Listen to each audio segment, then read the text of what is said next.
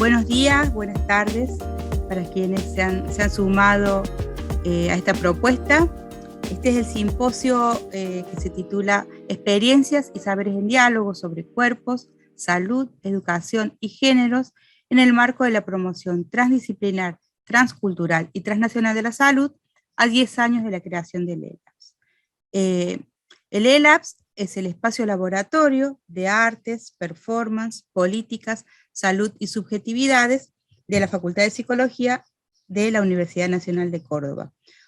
Ustedes, tienen a su disposición acá en la pantalla los medios de contacto con el equipo del ELABS que quedan abiertos a sus comentarios, sugerencias o lo que quieran compartir respecto de las presentaciones que vamos a ofrecer hoy, a presentar hoy. Los objetivos de este simposio son principalmente el de comunicar, profundizando conceptual y metodológicamente, el abordaje de experiencias y problemáticas relacionadas con el cuidado de bienes comunes, ambientales y culturales, de los cuales dependen la salud y la vida, pensados en términos de promoción transcultural, transdisciplinar y transnacional de la salud, pública, ambiental, colectiva y territorial. Y también analizar tensiones entre formas coloniales y decoloniales de enseñanza-aprendizaje, de conocimientos y prácticas en torno al cuerpo, la salud, el ambiente y el territorio. En este orden van a participamos en el simposio, la doctora Valeria Koteimich, con su ponencia sobre transitar fronteras disciplinares, corporales y de las otras, y florecer en grietas, mi propia participación, que es saberes sobre cuerpo y salud en tiempos de pandemia, y un tercer trabajo sobre menstruación, tabú, narrativas y potencias, desde la promoción transdisciplinar, transcultural y transnacional de la salud, para una educación sexual integral a cargo de la licenciada Agustina López y la licenciada María Milagros Argañaras. En primer lugar, les presento a la doctora Valeria Koteimich, que va a dar cuenta de sus trabajos. Buenos días, buenas tardes. Mi ponencia, gracias Karina Generoso, mi ponencia se titula Transitar fronteras corporales, disciplinares de las otras y florecer en grietas. Yo voy a compartir algunos aportes generales de la promoción transdisciplinaria de salud, pero también algunas cuestiones que hacen a la procedencia y a los antecedentes de la propuesta. En principio cabe pensarla como una propuesta, la propuesta de promoción transdisciplinar, transcultural y transnacional de la salud que hace marco a este simposio, cabe pensarla como una propuesta que surge entre un beso y un barbijo, ¿sí? El beso de la telaraña, me gusta comenzar por allí porque hago con ello cita a un artículo de La Voz del Interior de Córdoba, Argentina, que se publicó el 24 de marzo de 1996 y que hacía alusión nada más y nada menos que al comienzo de la masificación de Internet, que ha sido una bisagra sustancial para la humanidad que nos trae hoy a compartir este congreso de modo virtual. De allí, me parece importante considerar lo que supuso la década de los 90, con el previo al consenso de Washington de años anteriores, con la caída del muro del año 89, digamos, deviene de estos procesos y de otros que venían suponiendo profundas inequidades a nivel transnacional, y también aparece la década de los 90 con el apogeo de la globalización neoliberal, el postfordismo, el toyotismo, y una suerte de discursos hegemónicos en favor de las caídas de las utopías a nivel político, epistemológico, cultural. Digo formas hegemónicas porque también vemos sus resistencias. Además también vemos que se consolida una dimensión del capitalismo de corte cultural, cognitivo, emocional, que a mí me gusta también pensarla como sanitario de la fe, que nos trajo nada más y nada menos que a la pandemia y al gran barbijo que nos tuvimos que poner desde marzo del 2020. Todo esto aceleró procesos de desigualdad e inequidad y también tiene que ver con el cambio climático, pues, situación que nos está poniendo en un tiempo límite como humanidad. Ahora, también tiene que ver, también ha promovido movimientos sociales en general, feministas y socioambientales en particular, que están hoy generando formas de resistencia y reexistencia. La promoción transdisciplinar de la salud, transcultural y transnacional transnacional deviene de experiencias compartidas en procesos colectivos, tanto de carácter estudiantil como en el ámbito docente y de investigación, experiencias locales, nacionales y transnacionales, con la promoción y la educación de la salud y también con la relación entre las ciencias, las artes y el activismo. En mi caso particular, yo retomo de 2 tesis de doctorado, una en artes y otra en política pública, algunos aportes que quiero compartir y que he compartido con el equipo de trabajo, con el equipo de investigación. La primera tiene que ver, la tesis de doctorado en artes tiene que ver con voy a leer el título, llevó como título Hacer teatro independiente en Córdoba entre 1996 y 2010, desmontaje transdisciplinar de un proceso de transformación poética y política en el contexto del capitalismo cultural y cognitivo contemporáneo. Y allí trabajé, entre otras cuestiones, sobre transformaciones poéticas, políticas y culturales en el contexto del neoliberalismo y el desarrollo de tecnologías telemáticas, digitales y comunicacionales, así como en cuestiones que hacen al capitalismo cultural y cómo esto se vinculaba al hacer teatro independiente de Córdoba en lo local y a procesos transnacionales de transformación sustancial que nos trajeron también hasta estos momentos. Ahí también lo que propuse fue, para el abordaje de este particular caso en el contexto del capitalismo cultural, una propuesta epistemológica que propuse nombrar como desmontaje transdisciplinar, también considerado como modo de investigación y producción científico-artística y de promoción de transformaciones epistemodecientes en las fronteras entre artes, ciencias y de producción de colectivos sociales. Se basa, entre otras cuestiones, en el análisis en términos de campo, performance y montaje, en la vinculación entre estas formas analíticas, campo de Bourdieu, análisis en términos de performance de Schechner y quienes lo retoman posterior en el campo de los estudios de la performance, y análisis en términos de montaje, que es mi propuesta particular en esta tesis. Además, trabajar sobre tensiones en los modos de considerar la gestión cultural, en tanto por momentos posicionada de manera hegemónica como disciplinamiento neoliberal, pero también deriva en estos momentos en las tensiones que existen entre formas de pensar la gestión cultural desde una mirada colectiva versus las miradas más neoliberales. Además, propuse una noción, la noción de configuración performativa de las subjetividades contemporáneas vinculadas a procesos de montaje, desmontaje y remontaje de escenas de la vida cotidiana.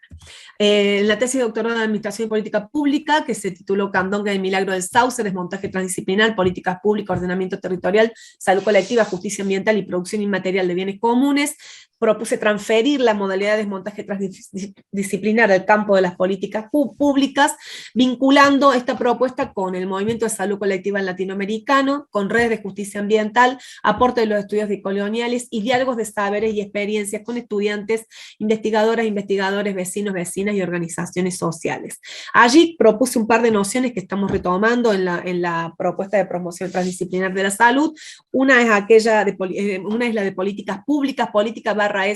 públicas /S, pensando que no solamente las políticas públicas están en manos del Estado, sino que son fruto de tensiones y de puestas en relación en agendas públicas, dialécticas y dialógicas, donde los movimientos sociales cobran también un lugar fundamental, sobre todo en estos tiempos tan límites de la humanidad. Además, propuse pensar al Estado como un montaje de montajes y las tensiones entre aquello que nombré como lo biopolítico gubernamentalizado versus las biopolíticas de lo común, esto vinculando aportes de Castoriadis y Foucault y aportes posteriores de intelectuales y activistas que han trabajado sobre la noción de biopolítica, pensada de manera diversa, en tensión y bastante plural. Además, propuse la noción de producción inmaterial de bienes comunes, ambientales y culturales, de los cuales dependen la salud y la vida humana y no humana. Lo inmaterial tiene que ver con la relación intrínseca y, a mi criterio, indisociable entre aquello del orden que en lo cotidiano o en sentido común académico se considera como el orden de lo simbólico y de lo material. Esta dialéctica y dialógica yo considero que es inescindible, y también la posibilidad de pensar en lo ambiental y cultural siempre vinculado entre sí. Por ejemplo, si pensamos en un territorio bosque, en un territorio cuenca, algún otro territorio que alude a los bienes comunes de los cuales dependen la salud y la vida. De allí también se derivan las bases de esta propuesta de promoción transdisciplinar, transnacional y transcultural de la salud, que luego fueron trabajadas colectivamente, y están siendo trabajadas colectivamente con mis compañeros del equipo que estoy coordinando en la Facultad de Psicología y del espacio Laboratorio de Artes, Performance, Políticas, Salud y Subjetividades, que es un espacio que fue creado entre el 2006 y 2011, pero fue institucionalizado en el 2011. Este simposio se desprende de allí, y otro espacio de investigación, producción, enseñanza, aprendizaje, científico-artística, que propusimos crear en el Museo de Anatomía Pedro Ara, en ambos, o sobre todo desde el ELAPS, pero con apoyo también con el apoyo en la divulgación, sobre todo del Museo de Anatomía Pedro Ara, propusimos el programa de posgrado transdisciplinar. Este año estamos un programa de posgrado transdisciplinar, este año estamos en su segunda edición, y quienes estamos presentando este simposio formamos parte de dicho programa. De hecho, las compañeras que van a presentar un trabajo sobre salud sexual y sobre educación sexual integral y menstruación, derivaron su trabajo, parte de este programa de posgrado, y por eso también queríamos compartirles. Y Karina Generoso forma parte del plantel docente. Bien, me voy a dedicar en el ABC de la promoción transdisciplinar de la salud, que parte del prefijo trans, que es un prefijo que denota sobre todo movimiento entre océanos, géneros, disciplinas, ¿no? Movimiento entre océanos, pensamos en significantes como el de transatlántico, transatlántica, entre géneros, entre disciplinas, entre culturas, entre naciones, y también entre dimensiones que hacen el proceso salud, enfermedad, atención, cuidado, vida, muerte. Y por supuesto también en relación entre seres vivos y ecosistemas. Cuando pensemos en bienes comunes, a mí me gusta arrancar por estas imágenes de paisajes que nos conmueven, que nos generan múltiples sensaciones, ¿no? Hablamos de territorios bosques, territorios cuencas, del océano, del mar, y también de las relaciones entre la Tierra con otros cuerpos celestes, con los cuales están ampliándose las relaciones y las vinculaciones tecnológicas en este momento de manera progresiva. También me parece importante pensar en nuestras relaciones con otros seres vivos, con otros ecosistemas, con colectivos, bandadas de seres vivos, con los cuales convivimos a diario y muchas veces no registramos, ¿sí? Y también me parece importante pensarlo trans en relación con distintas cosmovisiones que hoy están conviviendo incluso en universos políticos transnacionales, como pueden ser la ONU, la UNESCO o algunos otros instancias, tratados que generan tratados internacionales, donde participan referentes de pueblos originarios con cosmovisiones muy diferentes en lo poético y lo político, y de las cuales precisamos vitalmente retomar y fortalecer para poder sobrevivir como especie. En clave trans también proponemos pensar los pilares del modo de producción y subjetivación capitalista, los poderes políticos empresariales que los sostienen. Ejemplos, a nivel transnacional, las empresas transnacionales, el Grupo de los Ocho, Monsanto Bayer, las empresas transnacionales de comunicación, los fondos de inversión, el FMI, el Banco Mundial, y la acumulación de capitales que estos promueven, así como su revés de la acumulación de inequidades, enfermedades, formas de sufrimiento y muertes injustas, guerras, campos de refugiados, desplazados, persecución, asesinatos, referentes comunitarios, contaminación y destrucción de la biodiversidad, consumo desmedido, competencia, individualismo, indiferencia, COVID-19, infodemia. Esto que aparece como una gran apertura de problemáticas para pensar en clave trans, pueden ser trasladadas luego al abordaje de problemáticas locales, concretas e inmediatas, que están, de las cuales formamos parte y a las cuales podemos foco para poder trabajar en la promoción de la salud en clave trans. También, y es vital esto para pensar en esta estrategia sanitaria,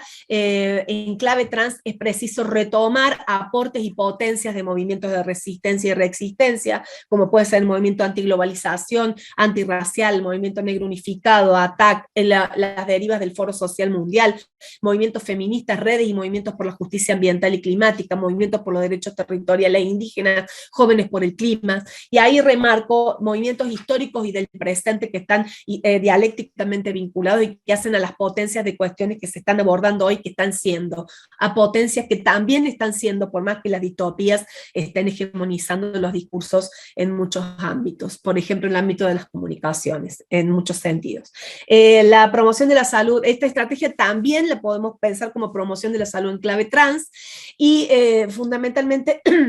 la definimos como una estrategia de promoción de la salud desde un enfoque transdisciplinar, transnacional y transcultural. En lo transdisciplinar, lo más importante, ya lo hemos planteado en otros momentos, pero quisiera solamente remarcar esto, pensamos en la relación entre aportes disciplinares del campo de las artes y las ciencias, aportes no disciplinares e indisciplinados de movimientos sociales, de colectivos con los cuales trabajamos. Como transnacionalidad, nos parece importante pensar en problemáticas de índole planetario, que hoy, por ejemplo, están asociadas al cambio climático, al antropoceno, aquello que consideran algunos intelectuales como antropoceno y capitaloceno, como mal desarrollo. Pienso, por ejemplo, en María Teresa Vampa como una de las referentes nacionales que trabajan en esta línea,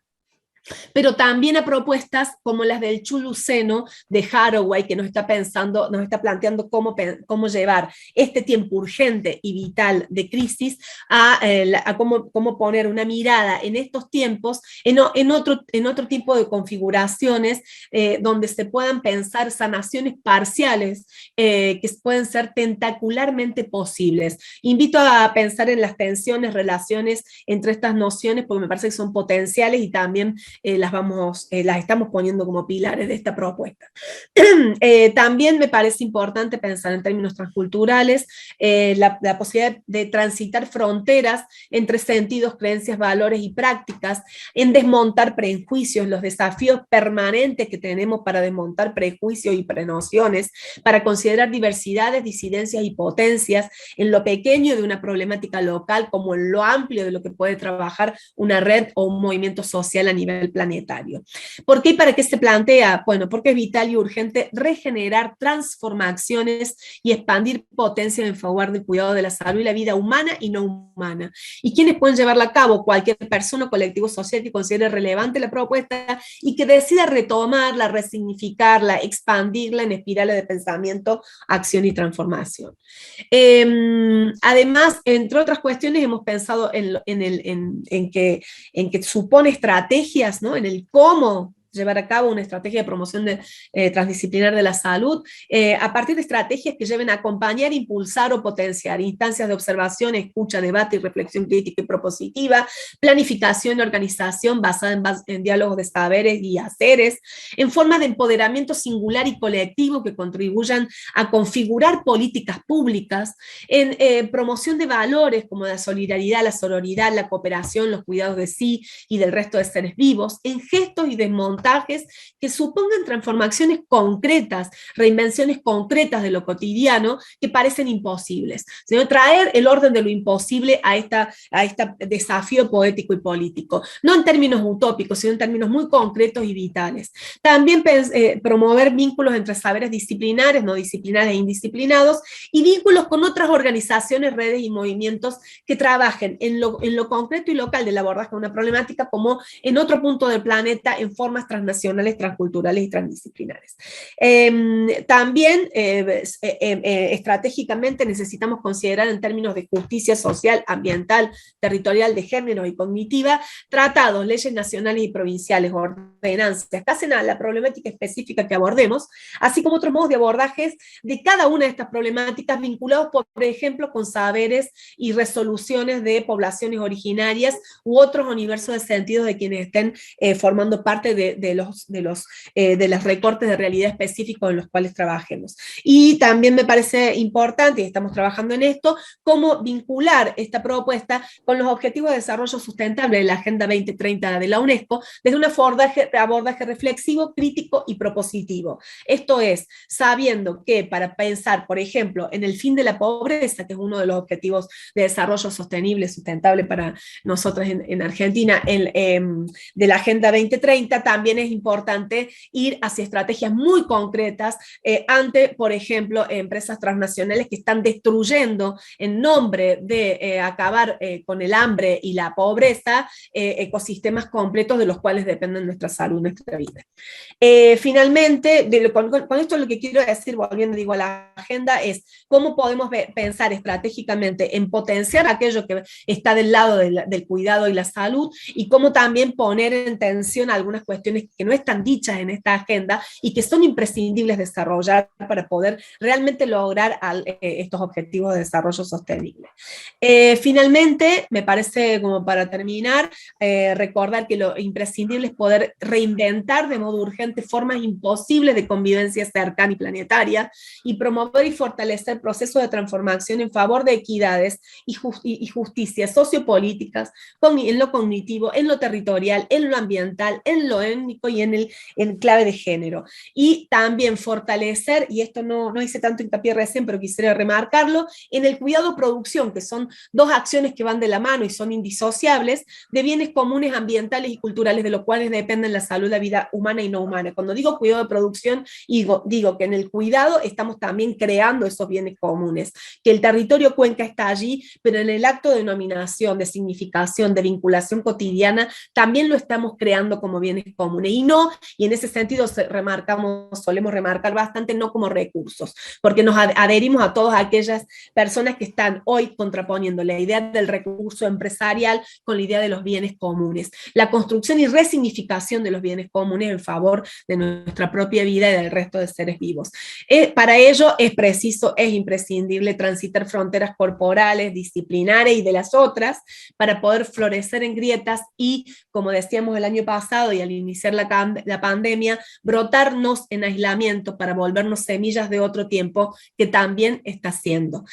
Finalmente, esto me pareció interesante dialogarlo con imágenes de Handel Batzer, que nos muestra también en cómo en este estallido de colores es interesante pensar cómo desde cada foco de trabajo podemos expandir cual ondas planetarias, vinculaciones para poder pensar cómo nuestros pequeños aleteos en este espacio del planeta puede repercutir en otros, del otro lado del globo terráqueo, y también está vinculado a lo que sucede en otras partes del planeta. Me parece que esa conciencia planetaria que la están teniendo cada vez más personas es imprescindible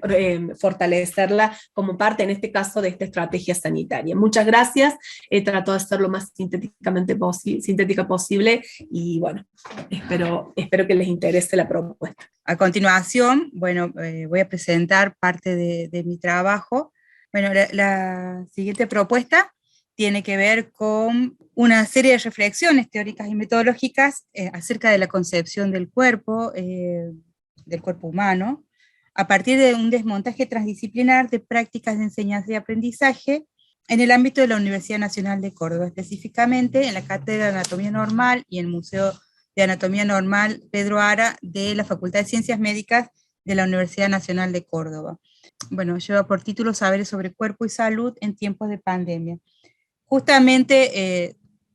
ya con varios años de trabajo de campo y etnografía sobre estos saberes acerca del cuerpo, nos interpela esta época de pandemia. Entonces, bueno, apresura esta serie de reflexiones en donde está centrado el cuerpo como constructo surgido en la modernidad, ¿no? A partir de esta dicotomía entre mente y cuerpo como algo que se empieza a tener, algo que empieza a ser un objeto de estudio para la ciencia, y cuáles son sus implicancias para la formación después de los médicos, por ejemplo, médicos y cirujanos en aquel momento, a partir del siglo XVI, cuando se cristaliza como conocimiento hegemónico, y a nuestros tiempos, cuál es la incidencia, cuál es el impacto que tiene esta forma de conocer en el cuerpo en lo que consideramos el proceso salud-enfermedad-atención, lo que comprendemos como proceso. Y entre otras cosas, aparece este cuestionamiento, ¿no? Que el enfoque biomédico asentado en este modelo de conocimiento del cuerpo, en este modelo anatomizado, ha actuado a lo largo de toda esta pandemia asentándose en acciones de prevención que tienen que ver con el aislamiento y el distanciamiento social y la eficacia médico-farmacológica, que está puesta en este énfasis y en este apuro, en esta urgencia por la creación de una vacuna capaz de combatir la infección del COVID. Por último, también, bueno, una breve síntesis de cuáles serían los desafíos a los que nos estamos enfrentando los psicólogos y las psicólogas en estos tiempos. Bueno, estos son algunos de los postulados,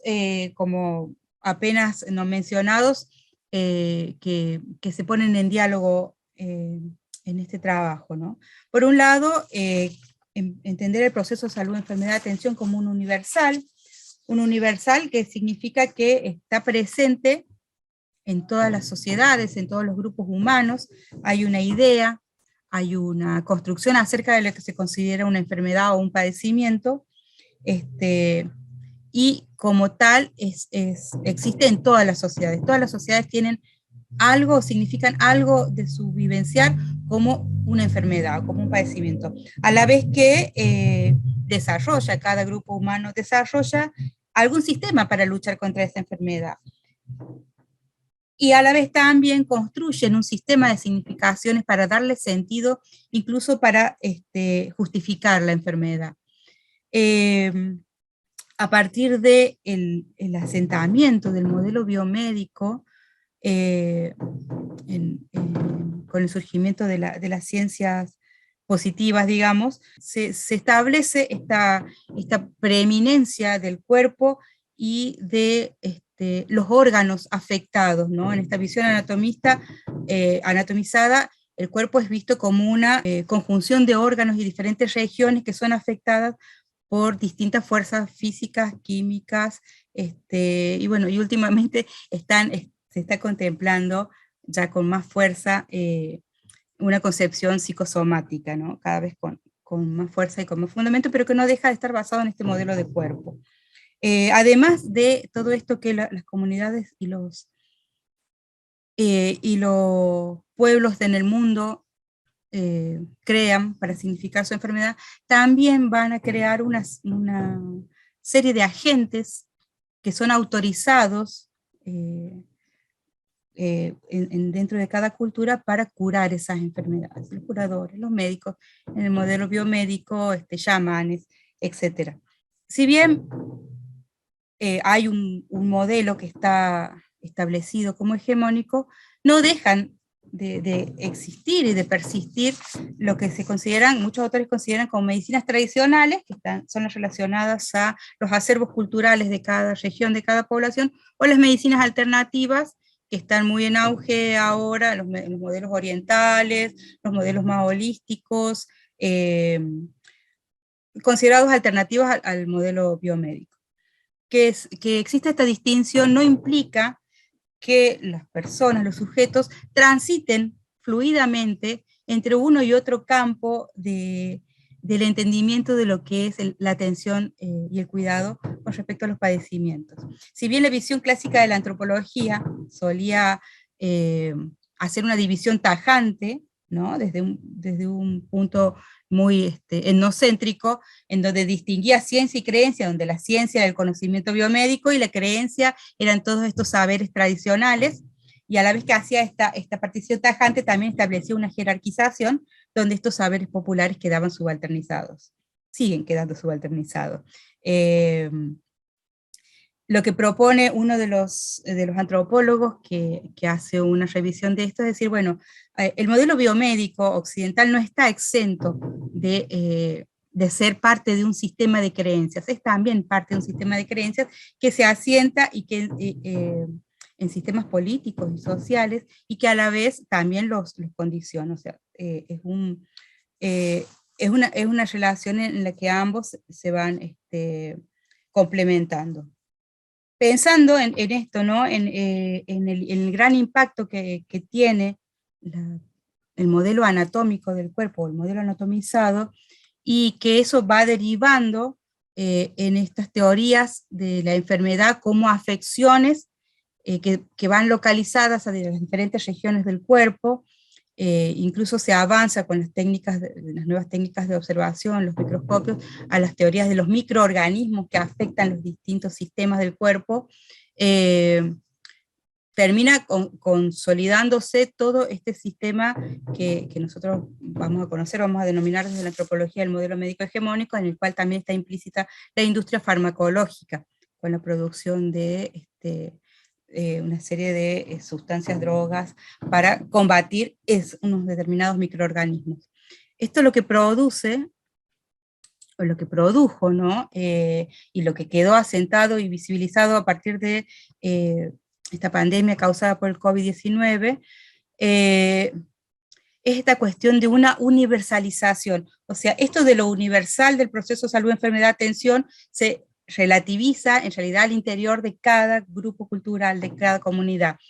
Al asentarse la etiología de esta enfermedad en la transmisión de un virus observable, cuantificable,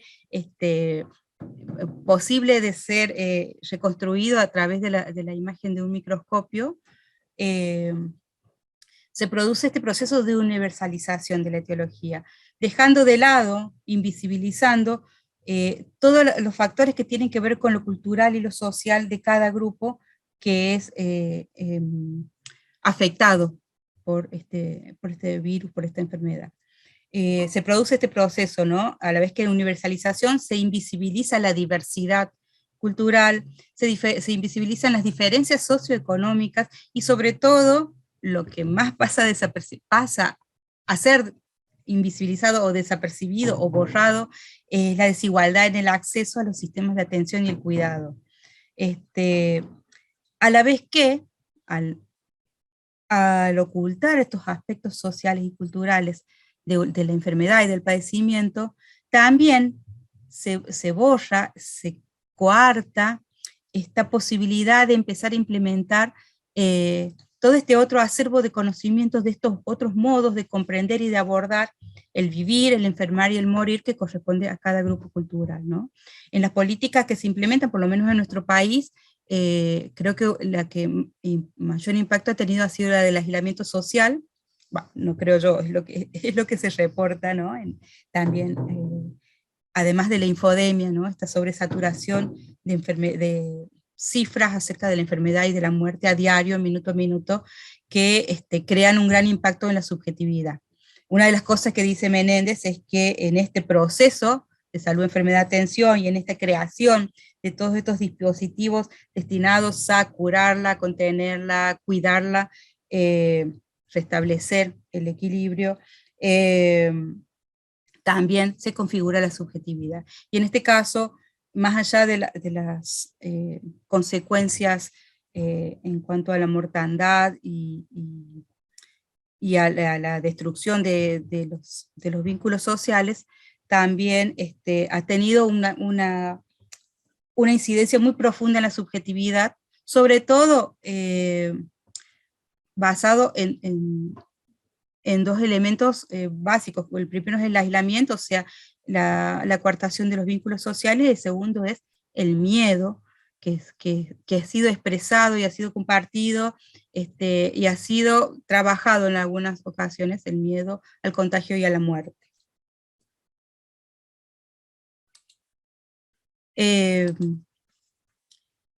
Bien, entonces, una de los ejemplos en los que pensaba cuando estaba armando la ponencia, era una experiencia que me parece que es la que mejor ilustra, de una experiencia de un grupo en condiciones de extrema vulnerabilidad socioeconómica, en los comienzos, en los inicios de la pandemia. Esta experiencia la acerca una de las estudiantes del grado en psicología, en donde en un trabajo ellos tenían que presentar alguna noticia acerca de la pandemia que les hubiera impactado particularmente, y trae una nota sobre un grupo de vecinos en un asentamiento urbano en el Gran Buenos Aires, que había armado con botellones y con canillitas y con aspersores, un sistema para lavarse las manos cuando volvían de trabajar, porque en su villa no tenían agua corriente. Cuando una de las principales indicaciones para el cuidado y la prevención del contagio del COVID, además del aislamiento, el uso de barbijos, es el lavado frecuente de manos. ¿Cómo se ponen en marcha estos dispositivos para poder cubrir esa necesidad, que se convierte en una necesidad básica, una necesidad para la vida, de poder lavarse las manos cuando volvían de trabajar? Estas historias circularon por medios alternativos y por las redes sociales, no estuvieron reflejadas en los medios hegemónicos tampoco. Y eso es parte también de la complicación, de una de las grandes complicaciones de esta pandemia, que fue la infodemia. Este doble proceso, ¿no? De universalización, por un lado, invisibilización por el otro, marcación y demarcación, cuando el que predomina es el discurso científico, el discurso de la biomedicina por sobre cualquier otro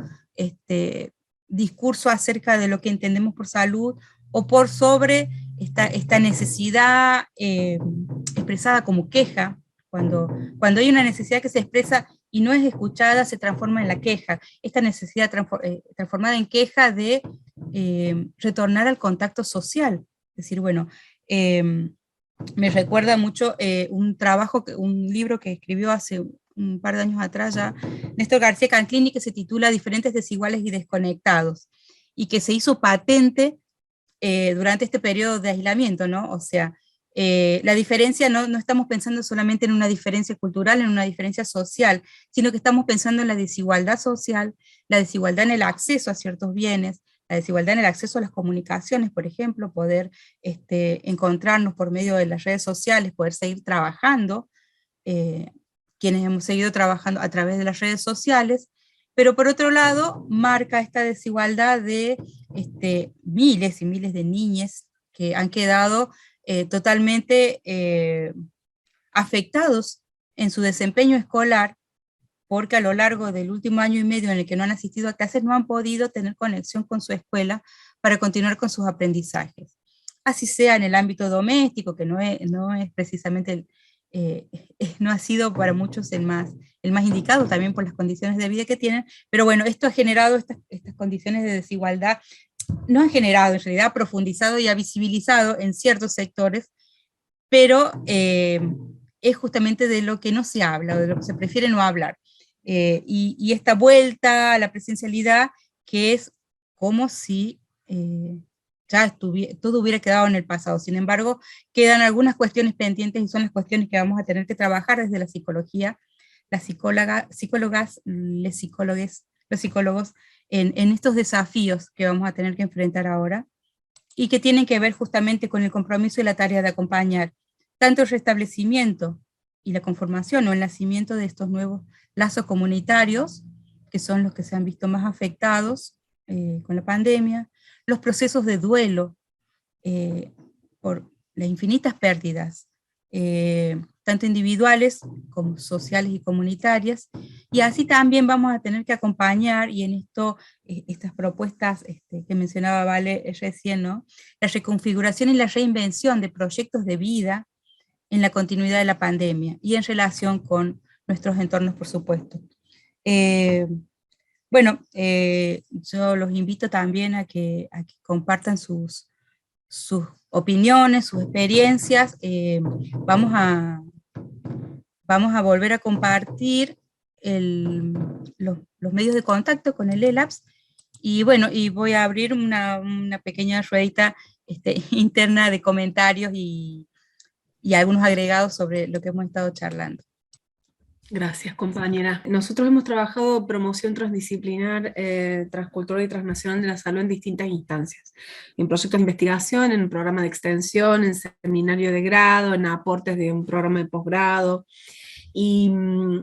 por momentos algo que pareciera obvio a la hora de abordar problemáticas particulares no lo es. Y entonces,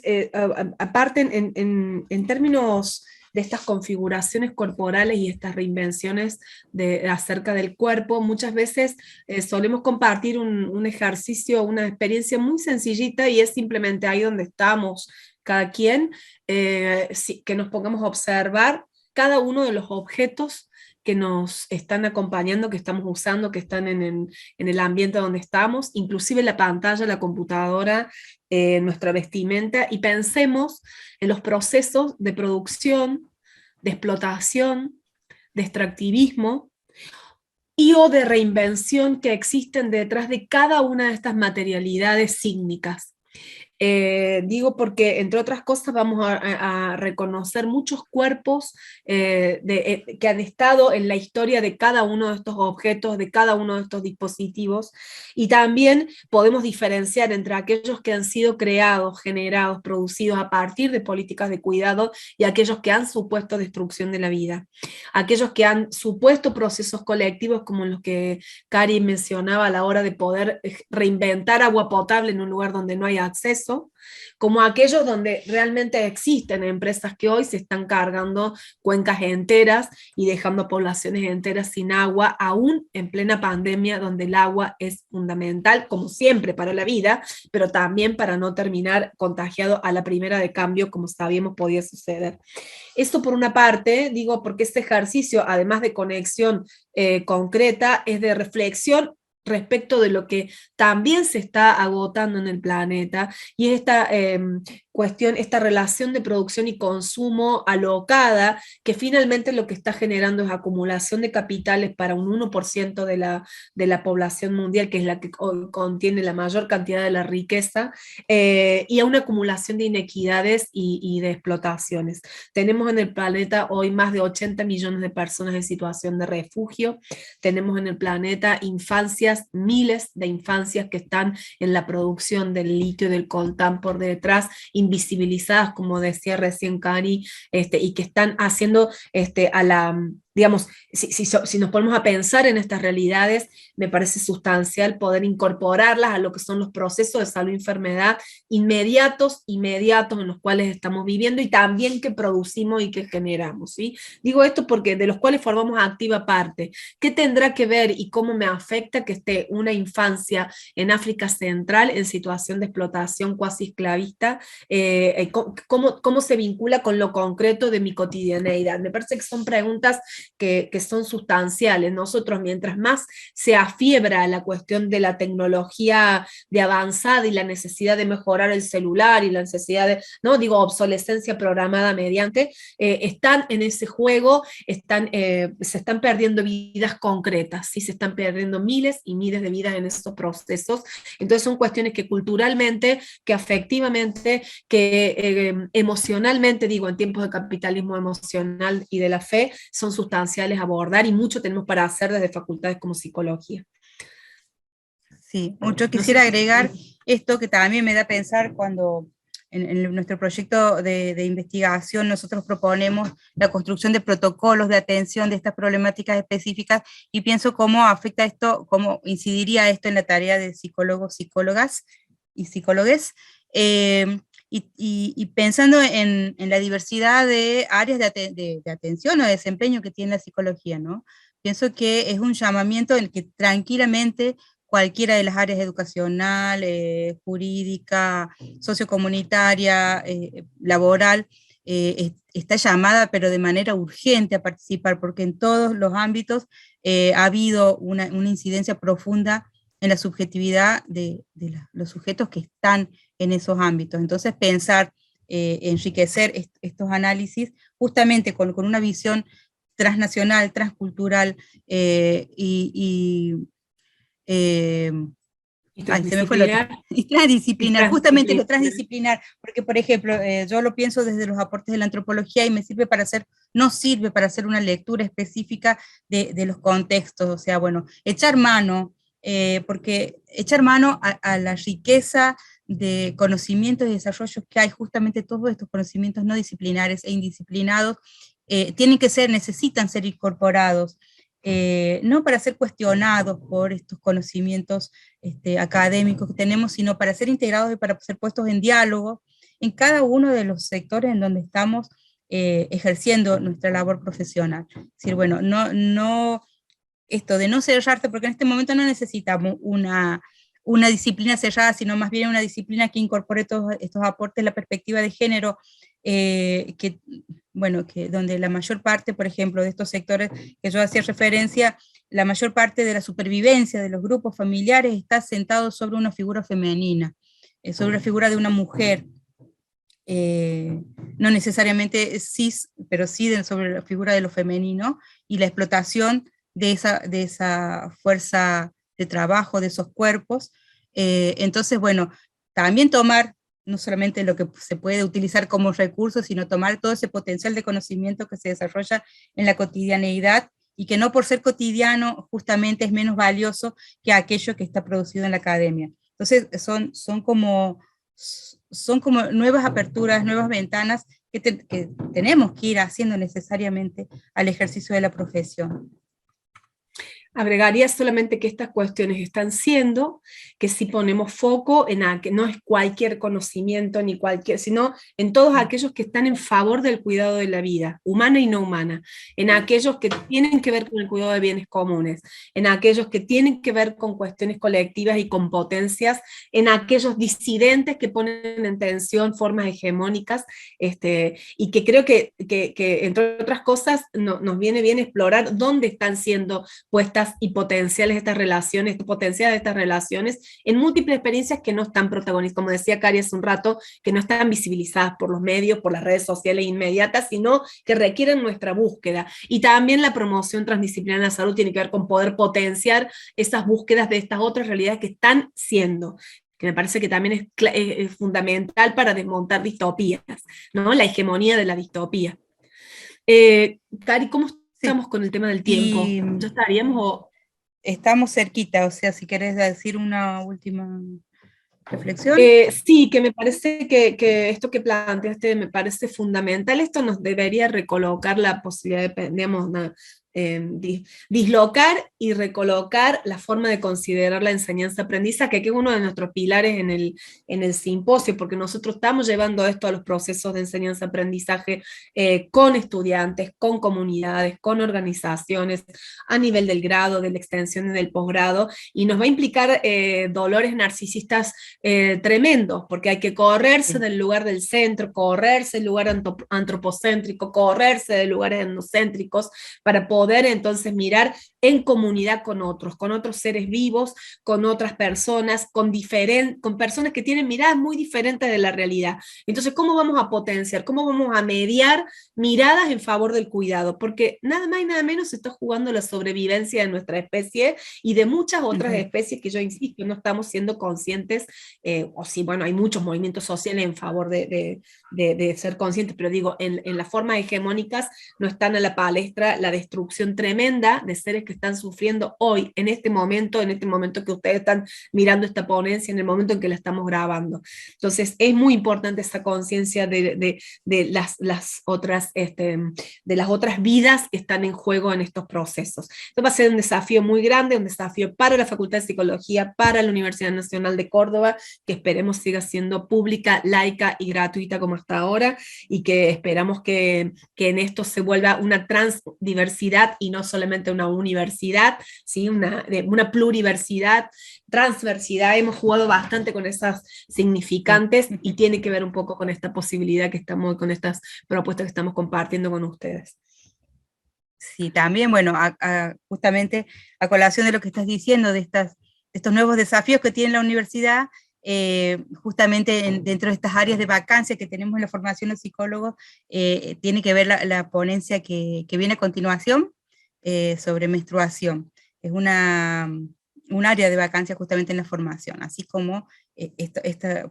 posibilidad de articular saberes. Bueno, les agradecemos y les dejamos les invitamos a seguir con la segunda parte de la presentación del simposio. Gracias.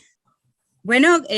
como continuidad de estos aportes que hemos estado desarrollando,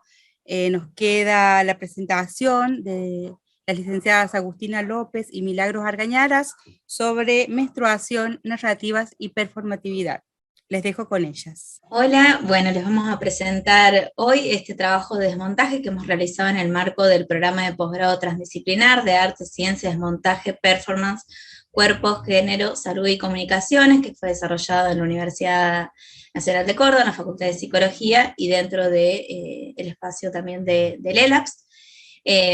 Junto con Milagros embarcamos, digamos, este viaje en el proceso de desmontaje, teniendo en cuenta la perspectiva transfeminista, una perspectiva ambiental también, y también con un marco y enmarcados en la Ley de Educación Sexual Integral. En base a la perspectiva transfeminista, es que planteamos que no todas las personas que menstruan son mujeres, ni todas las mujeres menstruan, y en base a esto es que queremos también comenzar con un pequeño poema que dice así: las niñas pueden menstruar o no, pero cuando lo hacen no se convierten en señoritas, son niñas que menstruan, no se convierten en mujeres, son niñas que menstruan. No les llegó el momento que tienen el cuerpo preparado para tener un bebé. No están preparadas en absoluto. Las niñas no son madres ni deben serlo, son niñas. ¿Cómo nombramos? ¿Cómo les contamos a nuestras niñeces de qué se trata menstruar? ¿Cómo transitamos aquello que nos enseñaron tan mal? Vamos a tener que repensarlo todo, refundarlo todo. Urge borrar las trampas que nos puso el patriarcado para capturarnos desde la niñez. Este texto es de Claudette García, y también, bueno, acá tenemos una imagen que también desarrollamos en el marco del posgrado, aportando un poco de todas estas narrativas que vamos a ir desarrollando también a lo largo del simposio de hoy.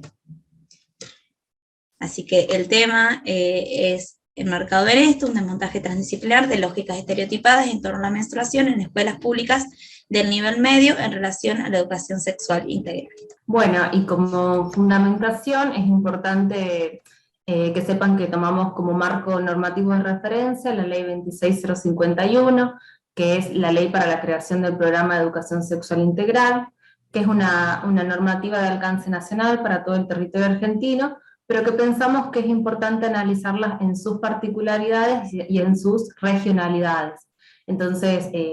planteamos una tensión permanente entre los análisis locales, por ejemplo, de la provincia de Córdoba o de la provincia de Tucumán, con los análisis nacionales y transnacionales, justamente. Cabe mencionar en esta línea que la provincia de Córdoba, por ejemplo, tuvo una adhesión inmediata a la ley y una implementación inmediata de la misma, mientras que la provincia de Tucumán, hasta la fecha, luego ya de 15 años de la promulgación de la ley, todavía no adhirió, ¿no? Y que si bien esto a nivel normativa no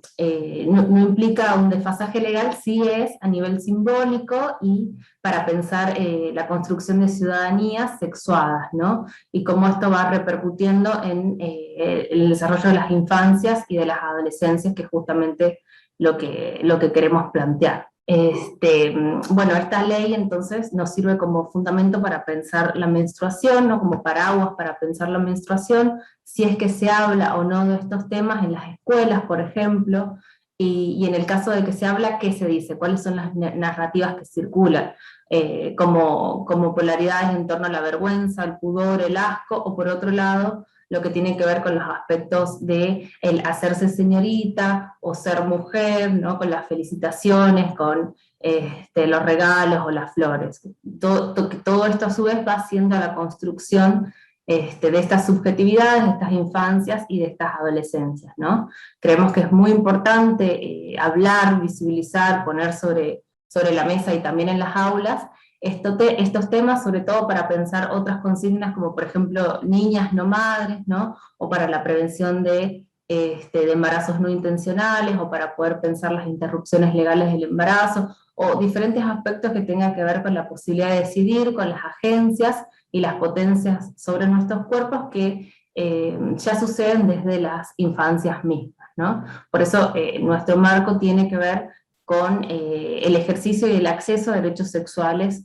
reproductivos y no reproductivos. Bien, primeramente también decir que como problemática, lo que tenemos en cuenta, también teniendo en consideración sobre todo el aumento por ahí de vulnerabilizaciones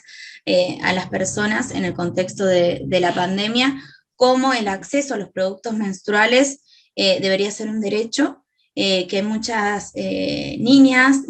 que menstruan, personas menstruantes, que no pueden acceder o no pueden llegar, digamos, a las escuelas en base a no tener estos productos. Entonces hacemos como marco y referencia a el acceso a estos productos como un derecho, como una necesidad, donde esto, teniendo en cuenta sobre todo las situaciones de mayor vulnerabilidad, donde hay más ausencia y más problemática en relación a esto, que impacta en la educación, que impacta en la salud también de las personas, y pensamos que es necesaria una educación también integral en base a estas temáticas para reducir la vergüenza, el asco, y también por una cuestión de promoción de la salud. Pensamos también, ¿no?, como la menstruación como un acto performativo, donde también cada persona puede encontrar, recuperar, asumir la potencia propia de este proceso que, además de ser fisiológico, tiene sus connotaciones subjetivas, singulares y culturales. Y en base a esto, el objetivo general que planteamos es desarrollar un ejercicio de desmontaje en torno a los discursos instituidos que sostienen tabúes sobre la menstruación, que deriven así en montajes textuales, visuales y audiovisuales, en un dispositivo de taller desde la promoción transdisciplinar, transnacional y transcultural de la salud, para y con estudiantes, directivos, directivas y directives, y personal de las escuelas públicas, desarrollando una propuesta de PTTS en torno a la menstruación orientada a 2 escuelas de la ciudad de Córdoba y Tucumán, considerando la educación sexual integral. Bien, en cuanto al abordaje metodológico o al cómo llevar a cabo esta propuesta, bueno, tuvimos 2 instancias. La primera consistió en un trabajo más bien analítico, bibliográfico, ¿no?, recuperando diferentes escritos sobre el tema de la menstruación, de las menstruaciones, de los aportes de los estudios de género, de los feminismos decoloniales, el marco normativo de la ESI que ya nombramos. Una vez recuperado el material y mediante un análisis crítico del mismo, pasamos al segundo paso, que fue la producción de un montaje audiovisual, justamente, donde ahí, bueno, ya lo vamos a ver en un ratito, pero se van dando cuenta las diferentes narrativas, las diferentes imágenes, y modos de entender la menstruación, ¿no? Y después, posterior, ya con el audiovisual construido, bueno, la idea es poder brindar diferentes talleres o espacios de debate, sea en la educación formal, en la educación no formal, mediante las redes sociales, o utilizar diferentes dispositivos o a través de la virtualidad. Como parte del marco y el montaje epistemológico conceptual, bueno, hicimos una división, primero enmarcada en términos de géneros, de cuerpos y de potencias, tomando primeramente el término de Gail Rubin sobre el sistema sexo-género, donde la configuración sexual de las personas genera marcos de historias o de actividades a realizar humanamente en relación al sexo asignado al nacer. Es decir, en esto la configuración del género y de los estereotipos de género en base a cómo la configuración biológica con la que nacemos. La necesidad de discutir y de pensar en este término, puntualmente ligado a la menstruación, va en relación también al sistema binario en el que estamos determinados y determinadas y determinades, planteando la posibilidad de que esta matriz también binaria, que además de reforzar los estereotipos de género, no deja marco a otras identidades o posibilidades de vivir la sexualidad. Por esto es que retomamos también el concepto de performatividad de género de Butler, donde se plantea el hacer el género, que estamos en construcción constante de cómo se configura nuestra identidad genérica también. Retomamos puntos de Fausto-Stein, donde habla de la primera menstruación como una marca de género, haciendo una relación con este primer nacimiento, donde nace el bebé, donde a partir de estos genitales es que se marca si es varón, si es mujer, en esta matriz binaria, y que justamente cuando ocurre la primera menstruación se vuelve a reconfigurar esta condición de tener que ser mujer. A su vez, pensando y retomando las consideraciones del cuerpo, como este cuerpo que puede ser manipulado, que puede ser regulado, de la que habla un poco Mateo, de quien tomamos un poco este concepto, pero que también puede ser un lugar de resistencia y de agencia y de posibilidad de cambio, por eso es que planteamos la noción también de potencia. Y retomando un poco como parte de los feminismos comunitarios, Lorena Cabnal hace una relación entre el cuerpo y territorio, que estamos siendo un cuerpo en territorio, que estas diferencias a veces que han hecho han generado muchos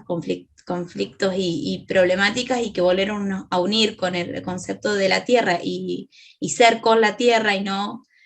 conquistarla, como pasa, ella habla de las mujeres, de la conquista de los cuerpos de las mujeres. Entonces pensarnos también en esta consideración, creíamos que era importante para abordar la noción del género y la conquista y la recuperación de del territorio y del cuerpo de las personas también. Con estos aportes desde el género es que entendemos el proceso menstrual, ¿no? Que podemos verlo como en el paraguas de la ESI, como venía planteando, y dentro de los derechos sexuales y no reproductivos, sin embargo también teniendo una mirada crítica con la educación sexual integral y con el marco normativo, ¿no? Porque también los mismos marcos normativos van performateando ciertos modos de ser o de hacer por sobre el género, ¿no? Entonces valorizamos la ESI como un espacio crítico de reflexión transfeminista que separe o que apunte a dividir la cuestión biológica y reproductiva de la menstruación, ¿no? Generalmente asociada en los manuales con su presencia o ausencia de la menstruación, y con esto presencia o ausencia del embarazo, y ahí íntimamente ligado con lo reproductivo y lo biológico, ¿no? Sino que poniéndole otra dimensión, más sentir pensante también del cuerpo, ¿no? Y de qué va significando para cada quien el menstruar o el no menstruar. A su vez, esto también lo ligamos fuertemente con una concepción de salud integral, que por supuesto no tiene en cuenta solamente la ausencia de enfermedad o los aspectos biológicos, sino que también integra los aspectos psicológicos, sociales, culturales, históricos, incluido ahí también, bueno, lo mental y la construcción de subjetividades saludables en el sentido de la agencia o la potencia que puede hacer consigo mismo, con su cuerpo, y siempre en relación con otros y con el ambiente y el medio ambiente como veníamos planteando, ¿no? En esta consideración también de las diferentes narrativas y diferentes consideraciones que hay en relación a la menstruación, Teibaud plantea esto, que la menstruación sigue siendo un fenómeno misterioso, rodeado de leyendas, de supersticiones, de cosas no dichas, de ideas heredadas, que sin importar de dónde provengan, sea la mitología, la religión o la medicina, sigue impregnando las mentalidades al punto de afectar la salud y el bienestar de las personas menstruantes de todo el mundo. En el desarrollo de este escrito de desmontaje, buscamos y encontramos los diferentes maneras de nombrar la menstruación, haciendo base en la regularidad, la cuestión del tiempo, del color, también de estas consideraciones femeninas como la marca de ser mujer, la marca de la feminidad. Pero en esto también empezamos a pensar y a construir como otras menstruaciones que también son posibles. Karina Felitti hace también un análisis en relación a otros modos de menstruar, con una perspectiva un poco más espiritual, en donde se encuentra en blogs, en fanzines, en círculos de mujeres, donde se habla de partos orgásmicos, de la carpa roja, de otros modos de reconocer y resignificar esta menstruación, que muchas veces puede estar ligada o pensada desde nuevo, repetir este patrón de la mujer niña, pero que en realidad al día de hoy se está incluyendo esta perspectiva de la diversidad, pensando también en las menstruaciones trans y no binarias, y volviendo a retomar esta la posibilidad de pensar y que existen mujeres que no menstruan, también por una condición de menopausia, y que también otras menopausias son posibles en base a muchos de los otros discursos, que sería muy interesante también para abordar la temática de la menopausia en la ESI, porque es parte de la sexualidad y sigue teniendo muchas narrativas que siguen afectando a las personas en el mundo. Y en base a esto, vuelvo de las menstruaciones trans y no binarias, pensar y retomar estos otros discursos y otras narrativas que también son posibles y que existen. Varones que menstruan, personas no binarias que menstruan. Hemos tomado también, que ya vamos a poder verlo en el dibujo, un poema de una persona trans, el trabajo también de Efi Mía, una performance muy interesante, donde también se pone en cuestión estas narrativas que son necesarias incluirlas, y pensamos sobre todo esto en el marco de la ESI como puerta y como ventana, esto, un marco también de los derechos de niños y adolescentes. Bien, entonces en síntesis, o para ir concluyendo, este ejercicio de desmontaje que proponemos, que ahora vamos a compartirles, no intenta hacer una respuesta única ni acabada, ni mucho menos, sino aportar otra mirada posible, una mirada a otra, ¿no? En base a todos estos aspectos que voy desarrollando y nombrando, pero sin pretender ser una verdad absoluta, sino al contrario, proponer una nueva vuelta de reflexión para que justamente niñeces, adolescencias y juventudes puedan repensar y repensarse en su cuerpo, en su menstruación, en sus derechos y en nuevas miradas, rompiendo un poco los corsets, ¿no? que se van transmitiendo de generación a generación y que a veces quedan como mandatos o como estereotipos naturalizados, y que sin duda esos aspectos van configurando subjetividades, ¿no? Entonces, en ese sentido también pensamos en la posibilidad de otras configuraciones y de otras subjetividades posibles. Para agregar también, bueno, que este trabajo y este desarrollo también desde el montaje y del audiovisual particularmente, se está comenzando a socializar, está disponible por Vimeo, lo han utilizado colegas para desarrollo de talleres y de espacios de intercambio, que también eso es lo interesante como parte de esto, de la idea del montaje, de la promoción transdisciplinar y transcultural de la salud, de tomar todas estas narrativas que también son de diferentes latitudes, de diferentes significancias también culturales, de poder ponerlas como un punto esto de reflexión y de intercambio entre diferentes personas. Así que bueno, les vamos a compartir ahora el video.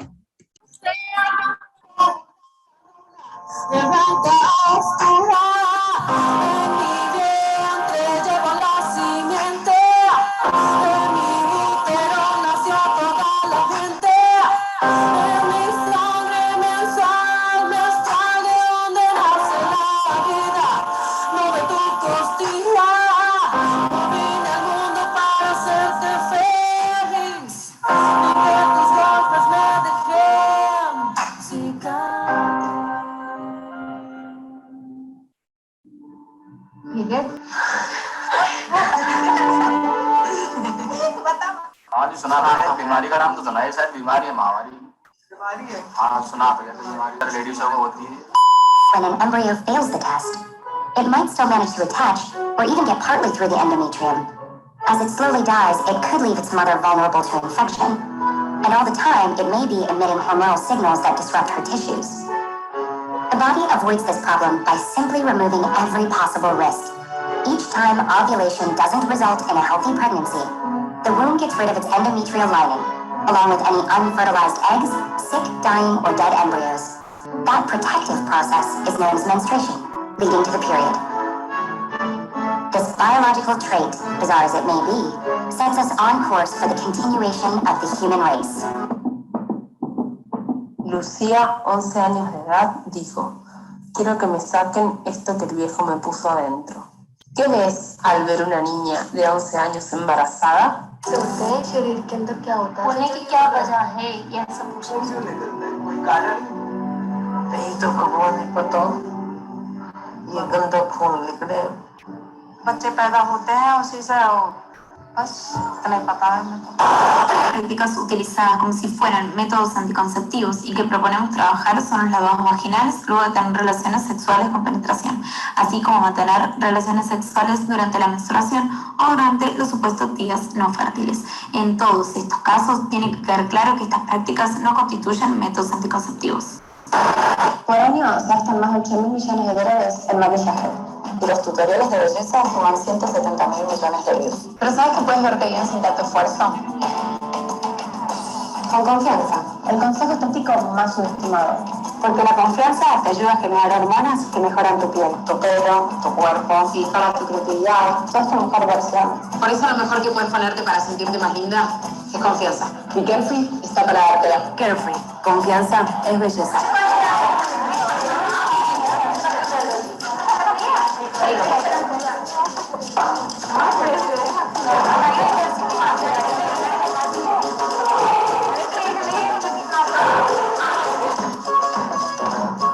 मेरी पहली खाली कमाई यहाँ हमारे डेमो के लिए सैंपल करेंगे, डेमो दिखाएंगे, हमारा आइडिया नहीं था कि हम यहाँ पर बेच भी पाए। Mai kuindeve.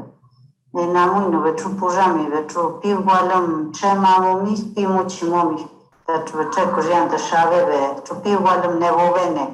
Ya volela neshkawama mi wegalan garo trubuji ga te pion piris singaro vinji ka pe injayanta che chamara veyanta tro chugo managa vesho tasi lotina mikendunji.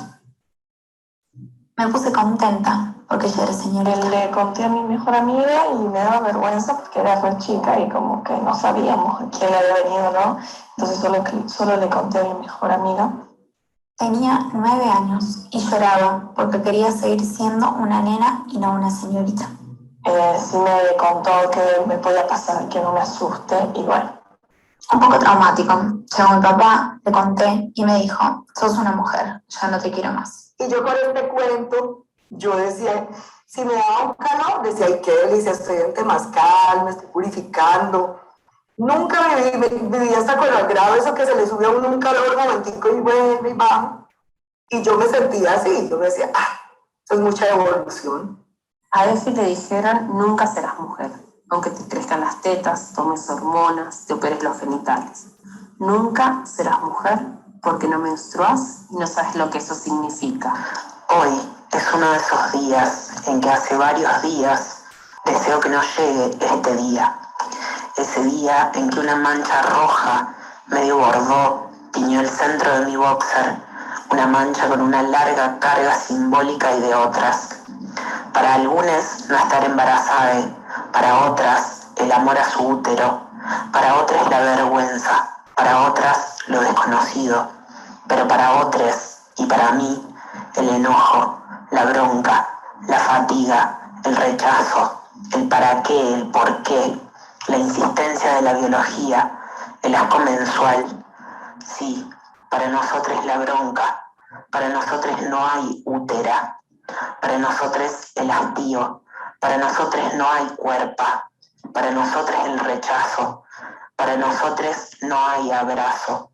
a esto que estamos siendo. Mientras tanto, hoy es ese día, otro día que insiste, me repite que este día otra vez es uno de esos días. Bueno, muchísimas gracias, chicas. Quedamos abiertas a las consultas. Ya les pasamos al inicio los vías de contacto del ELAPS. Así que bueno, esperamos sus respuestas, sus réplicas, sus dudas y sus sugerencias. Muchas gracias Milagros y Agus. Y bueno, Gracias. Seguiremos compartiendo.